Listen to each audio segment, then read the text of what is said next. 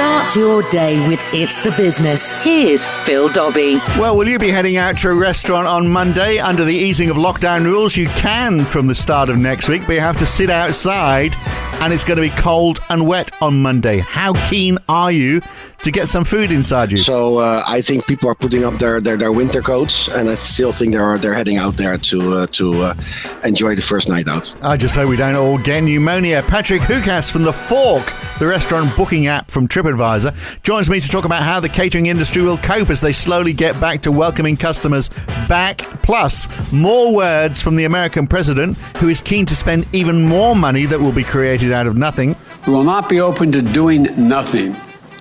Inaction simply is not an option. A very strident Joe Biden talking about his $2 trillion or so infrastructure program for the United States. Not all of it is going to be created from new money. Some of it is going to come from tax, and that's got the US onto trying to balance out tax globally. Could that really work? And if it does, what about Ireland, who rely on low taxes to try and bring businesses into their corner of the world? And did you know on LinkedIn you can now choose stay-at-home mum or stay-at-home dad and add it to your list of job titles? But aren't we all stay-at-home somethings at the moment during lockdown? It's Friday, the 9th of April, 2021. Good morning. And now, it's The Business, making sense of it all with Phil Dobbie.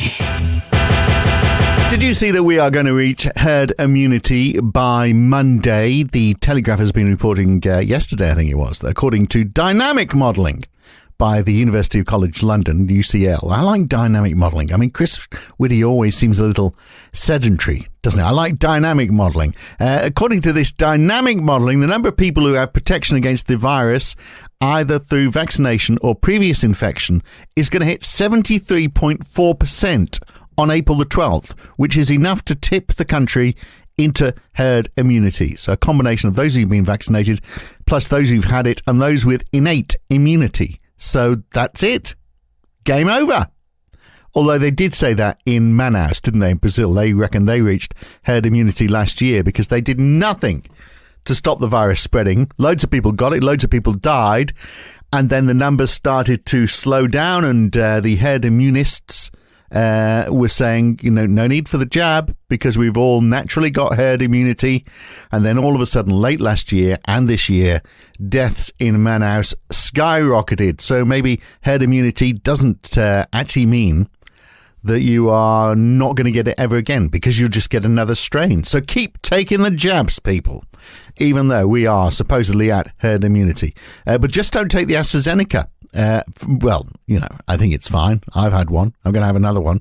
But more countries are now resisting because of the blood clots in young people.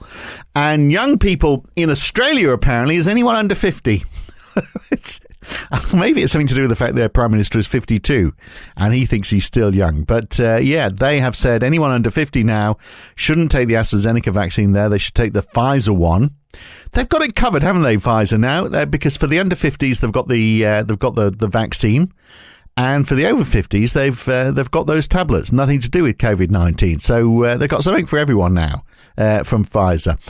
All because of blood clot. Well, it's all to do with blood, isn't it? Either blood clots or blood flows. But the blood clots, the risk of it is infinitesimally small in the AstraZeneca vaccine. For example, about 1 in 1,200 women taking birth control pills will develop a blood clot.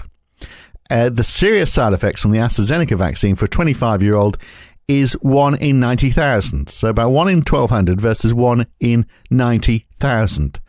So taking the pill is a much bigger risk than taking the AstraZeneca vaccine. Plus, the added benefit, if you take the AstraZeneca vaccine, you don't get COVID-19.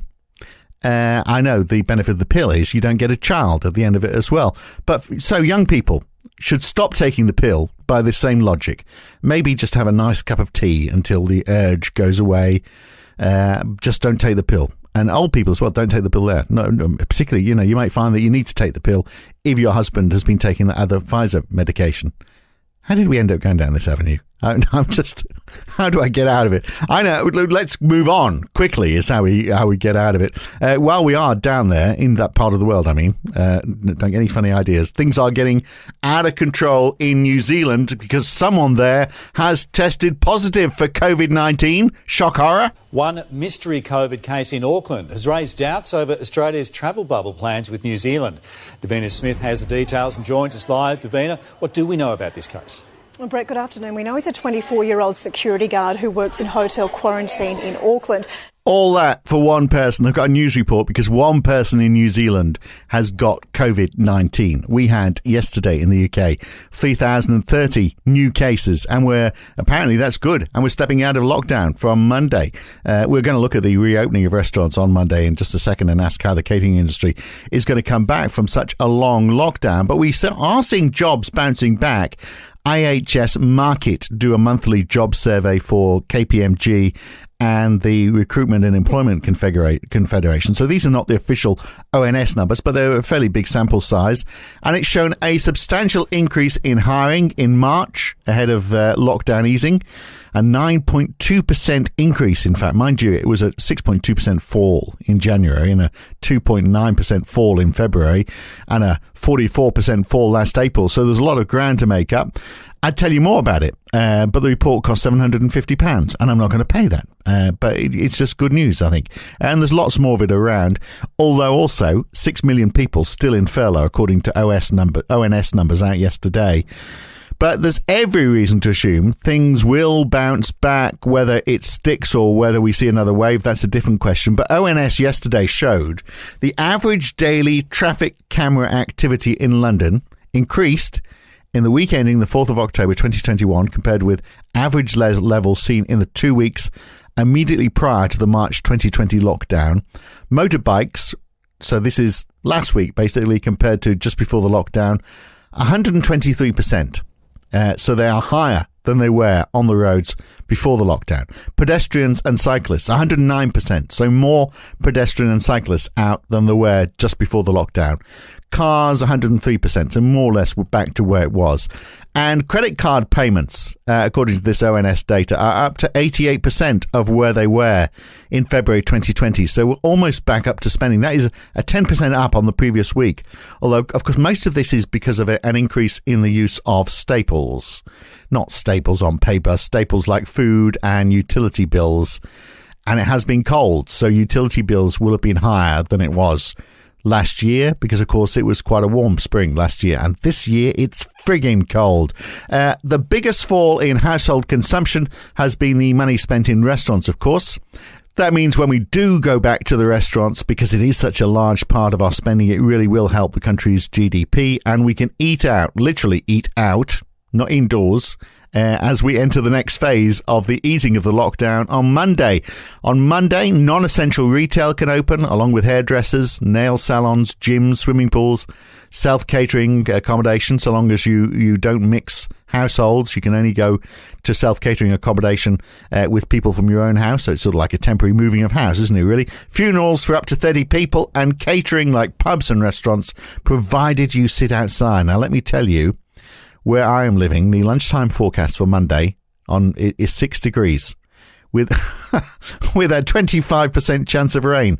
That doesn't sound that great, sitting out having lunch in that. Head up north and it's not much colder, but it's about 75% likely to be raining. So that's not a good start, is it? So how long can restaurants and pubs carry on not making any money, except for takeaways, of course? Let's talk to Patrick Hooykaas, who's the managing director at TheFork, which you might know as Bookatable, an app which is owned by TripAdvisor. They're rebranding it as TheFork. We've got Patrick with us this morning. It's going to be a slow start next week, isn't it, for the catering industry? Yes, it seems so. But on the other hand, I know that the people really want to go out. And people have been looking forward to having a dinner, having a beer.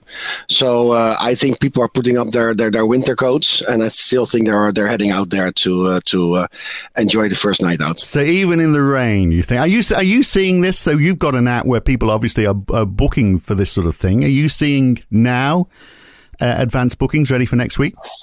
Yes, we see a massive increase. The moment the announcement was made that people could go out again, the number of bookings spiked. And just if you look at numbers, it's week on week, it's like 88% of growth of people booking. So it's massive. Right.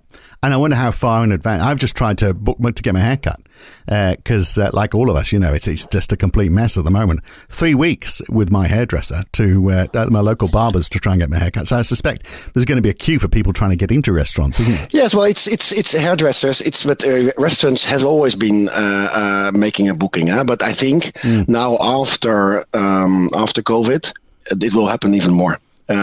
People really want to ensure that they have a place, so people will start making bookings, and the restaurant also. If you have a certain amount of spaces, you need to make sure that you have those filled. So you need to depend on reservations.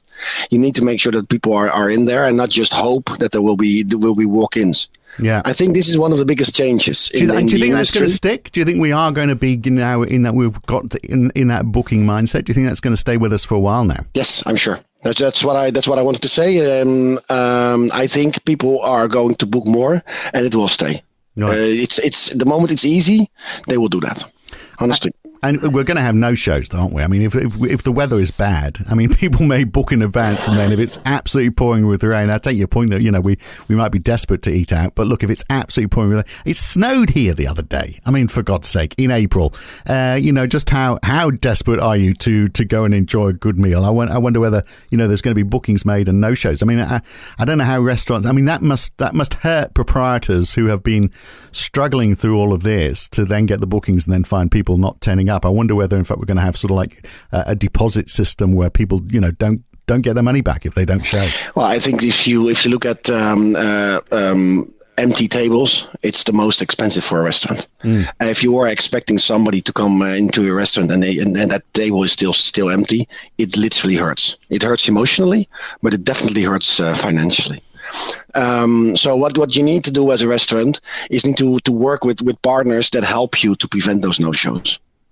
And at TheFork, we are one of those. I think we are the best one in this one. We ensure that people cannot book twice the same moment, so that you do not have a reservation in this restaurant and in another one, and then last minute make a choice and forget about to cancel the other one. Do people do that? But at the same time, yes, people do that menacingly.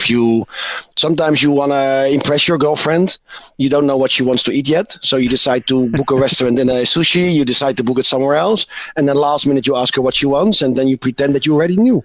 Yeah, this happens. And when you say people do that, are you just giving away a bit of your younger life? Is that what you used to do when you were dating the girls? You'd book multiple restaurants, and I don't know, there's too many people are doing that. Well, I will not go too much in details, but I definitely try to impress the girlfriends. Yes.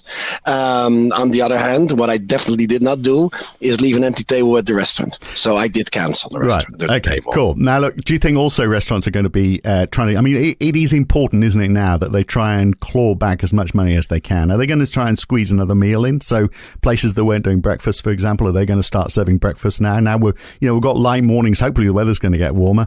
And I come from, I lived in Australia for 25 years where the breakfast culture was far greater than it is here in the UK. But I mean, I think it would be a brilliant development if more places were open first thing in the morning. I think what you have seen in the last months that the restaurateurs are resilient and they have thought of different ways. And what you've seen is that also the takeaway has increased, the delivery has increased. Some restaurants that normally did not do delivery or takeaway have changed their order to ensure that they kept running their business.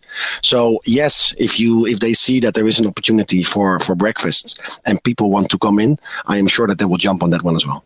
Have you seen how many restaurants, because I mean, obviously this has been going on for a long time and they are not going to be back at full speed. They're going to be doing everything they can, as you say, because they are resilient to try and get as much business. I mean, they've been pretty good on takeaways and that sort of stuff. But they are still going to have to ensure that people are practicing social distancing, so they're not going to be at 100% capacity. So it's not over yet, is it, for these restaurants? Are you seeing any of them falling by the wayside? Have you seen, for example, the number of restaurants that you represent in your app? Has that been declining over the last 12 months? No, on our app, on the TheFork app, it has not been declining. We are very fortunate that we're popular and people would like to be published on our app. Right. So that's not really. Anecdotally, do you think we are seeing other? Maybe you're getting the ones that are surviving. Then do you think we are seeing some going by the wayside? Then? I think that in every industry currently there are some of the restaurants have struggled more than the others. Yeah. Correct. And a shift as well. I mean, we're seeing now town centre restaurants like London restaurants, for example, they are going to find it harder, perhaps because they don't have as much outdoor space. They are smaller as well. Plus the fact, people aren't going into London. They're staying at home. So city centres perhaps being hit twice as hard.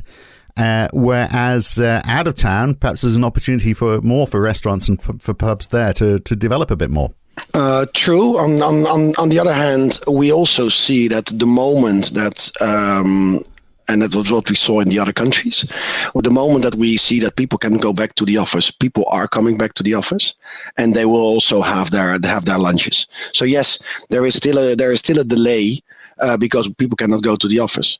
But on the other hand, I am sure that when people go to the office, the bookings will come back as well. Yeah. We also see that lunches are increasing. Well, and look, if we're catching up with workmates and colleagues, then obviously, we've got lots of stories to catch up on, haven't we? So lunchtime seems a very good time to do that. Possibly going on late into the afternoon if our bosses will allow it. Tell me about the app though that you have. How is that being developed from being just a straightforward booking app? Are you sort of offering more as well? Are you taking it to the back end and offering more back end services that are going to be useful for the management of restaurants? Well, what we do is with our app, we are integrating additional services. At TheFork, we believe that we should not only bring people to the restaurant, but we should also ensure that those people come back to the restaurant. And that's how we help the restaurant. That we do that via push messages. We do that via CRM opportunities, but we also do that via other opportunities like vouchers and TheFork Pay. These are new initiatives that we have already launched in Italy and in France and in Spain, and we will launch it as well in with TheFork UK as well. What we will do is have people use the app and then ensure that they can also invite other people and make sure that there are gifts out there for people to visit the restaurant. It is really, really important in this time that we support the industry. And if we can ensure that there are more people going back to the industry, we can at the same time ensure that the restaurant business comes back up. So you're talking about loyalty marketing type approaches, aren't you? Which I guess for a lot of restaurateurs, because they are, people who set up the business as perhaps as chefs rather than business people, perhaps don't know a great deal about marketing, because they've just relied on their reputation and their walk-ins and been happy to see a few empty tables. So what you're saying is, well, okay, let's provide the vehicles for them to be able to do more of this sort of stuff off the shelf, I guess. Yes, but I think there are three kinds of generations. If you look at the first generation, we were always asking our friends, our neighbors, and our colleagues, where should I eat? Then there was a next generation where we still asked our friends and our neighbors, where should I eat? But we secretly went on the internet to see if the advice was good. Now we are in a later generation, and certainly with all the younger people, they don't talk to each other anymore. All they do is look at their phone and understand and make decisions based on their phone. And if these great chefs are not in that phone, people cannot find them. Certainly not the younger generation. So what we are trying to help the restaurants with is have that online reputation, have a online presence, and make sure that they reach out to new guests.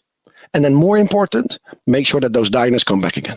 Well, when we go anywhere new, and it seems unlikely that the borders are going to open in a hurry. Perhaps we can briefly talk about that in a second. But I think, we're going to be on staycations this summer, which means restaurateurs in Cornwall and Devon and the Lake District and places like that, they are going to be hellishly busy this summer with this whole staycation thing. We're heading down to Cornwall, for example. I don't know what the restaurants are like there. We always tend to TripAdvisor. If we're in a town and we don't know, we tend to TripAdvisor. So I guess they're part and parcel of your family, aren't they? So I guess there'll be some sort of integration going on between TripAdvisor and being able to book through TheFork, is there? Oh, absolutely. We are owned by TripAdvisor. They are our parent family, our parent company, as you say officially.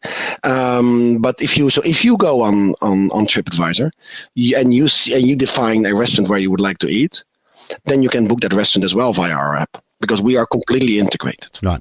Okay. So if you go on TripAdvisor, please book, because we will. It's the same thing, and we guarantee that you have that table. What about where you are? So then, Barcelona. If you're not inundated with tourists from the UK and from Germany, you've just left. I guess there's enough people in Barcelona who are eating their own restaurants, but it's going to be tough, isn't it? If we have borders closed all through this summer, the restaurant industry, particularly in tourist areas, is really going to struggle, isn't it? Yes, they struggled last year, and they will continue on struggling. We, if you specifically talk about Barcelona, we are open in the mornings, just to come back to your breakfast, and we are open in the afternoon. So the restaurants are okay to receive guests during the morning and the afternoon, but not yet in the evenings. And they are struggling, definitely. But I also think, again, as I said, they're quite resilient. They're making the maximum out of these hours, and are hoping for the best, and ensuring that they are still alive when the restrictions are taken. So I wonder what sticks after all of this. I mean, maybe we will be booking more, and we will be using apps and doing more of it online. We're sort of seeing an escalation of trends, aren't we? In the digitization of almost everything during this lockdown and this crisis. But I wonder whether the shape of restaurants is going to change as well. Are we going to want bigger restaurants with more space? Because my fear is that there's going to be such a rush to try and get as much money back from for the business from patrons. The restaurants are going to be keen to chuck us out as quick as possible. It's going to be, if you haven't finished your meal in 45 minutes. Now, that is not the Barcelona way, I know. People like I like to do. You want to spend time with your friends. You want to be there for a couple of hours. But that's not, you won't be as profitable to the restaurateurs as someone who's in and out in 45 minutes. Yes and no. And on the other hand, what we really help the restaurants with is yield management. And we help the restaurant to kind of prolong the hours that they can serve guests. Every country has a specific hour when all the people come in. If you talk about Barcelona, it's between 9 and 10 people come in the evenings, and then they eat later. But if you look in the UK, let's say it's 7 o'clock. That's the peak hour. But what is the most important for the restaurant and how he can make much more money and become more profitable is if he's doing 2 shifts or 3 shifts. And that's how you help the restaurant to ensure that you also have people coming in at 5 or some people coming in at 9. And how do you do that? You do that by being online, making sure that the people in the neighborhood know that you have availability around those hours, and maybe even do a specific promotion. And that's how you trigger guests to come outside the normal peak hours. And that's also one of the challenges that we help the restaurants with. Do a specific promotion. If you book on TheFork, you can find restaurants that have a discount of 20, 30, 40 or 50% discount, just because they are filling all these empty seats. And this is how you. So do you think if we do all that sort of yield control, all of that management, all of that promotion that you've talked about, the restaurants actually, once we're back to normal, life as normal, restaurants actually could be more profitable than they were going into this thing? What I think is that the restaurateurs have been thinking of how to optimize, and that they will use in the next period, they will use the right tools to make that change. Yes, that's what I think. Well, look, I'm looking forward to a good time, Eel, and I'm also looking forward to getting together with a bunch of my mates for a decent curry. That's what I've been hankering for. I'm guessing that you already have downloaded the app then. No, I haven't done it yet. I will do it. So TheFork, I've got the TripAdvisor app. Use it all the time. But I'll download TheFork and start booking up. Please try it out. You will see the greatest restaurants where you can make an online booking 24/7. So it means that even if the restaurant is closed, you can still make a reservation. You see great restaurants with certain discounts, and I'm sure that you'll have a great evening. I just might be shocked at how long in advance I'm going to have to book, so maybe I better get onto that straight away. Great to talk, Patrick. Best of luck with it all, and he is hoping that the industry can get back on its feet very quickly next week. Good to talk. Thank you very much. If you are, by the way, going to stay at home a little while longer before you go out and you're looking for a new sofa I wonder whether they're going to carry through with this. But Asda yesterday, this is all over the internet, they inadvertently advertised the Edmund 3-seater sofa for between £10 and £14. I think they missed out a zero. I think it should have been £100 to £140, which is still fairly cheap, it seems. Anyway, people have actually carried through with the order before they realised their mistake and tried to fix it. I wonder whether they actually will carry through with the order or not. Who knows? Now, look, let's go and see what's happening in America now. Joe Biden is pushing ahead with his infrastructure plans. A chunk of it is going to be paid for by tax, and they want to balance out the level of tax around the world, basically so they can push all their taxes up without businesses chuffing off to other countries. First of all, here he is announcing how the plans for this new infrastructure program are going. Last week in Pittsburgh, Pennsylvania, I announced my plan to rebuild what I refer to as the backbone of America through the American Jobs Plan. It's not a plan that tinkers around the edges. It's a once-in-a-generation investment in America, unlike anything we've done since we built the interstate highway system and won the space race decades ago. It's the single largest investment in American jobs since World War II, and it's a plan that puts millions of Americans to work to fix what's broken in our country. Democrats and Republicans will have ideas about what they like and what they don't like about our plan. That's a good thing. That's the American way. That's the way democracy works. Debate is welcome. Compromise is inevitable. Changes are certain. In the next few weeks, the Vice President and I will be meeting with Republicans and Democrats to hear from everyone. And we'll be listening. We'll be open to good ideas and good faith negotiations. But here's what we won't be open to. We will not be open to doing nothing. Inaction simply is not an option. You're all going to be reporting over the next 6 to 8 months how China and the rest of the world is racing ahead of us in the investments they have in the future, attempting to own the future, the technology, quantum computing, investing significant amounts of money in dealing with cancer and Alzheimer's. That's infrastructure of a nation. I don't know why we don't get this. One of a few major economies in the world whose public investment in research and development has declined as a percentage of GDP in the last 25 years. Declined. The United States of America that led the world.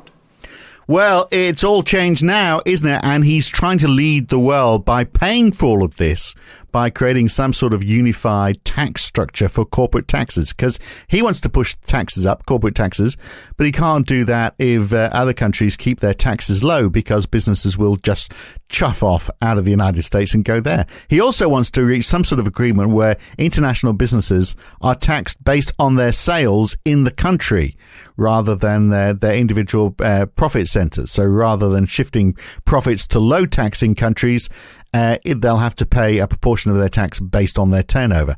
Like Ireland, for example, the corporate tax rate is 12.5% in Ireland. It's no coincidence that so many digital companies have their European headquarters there.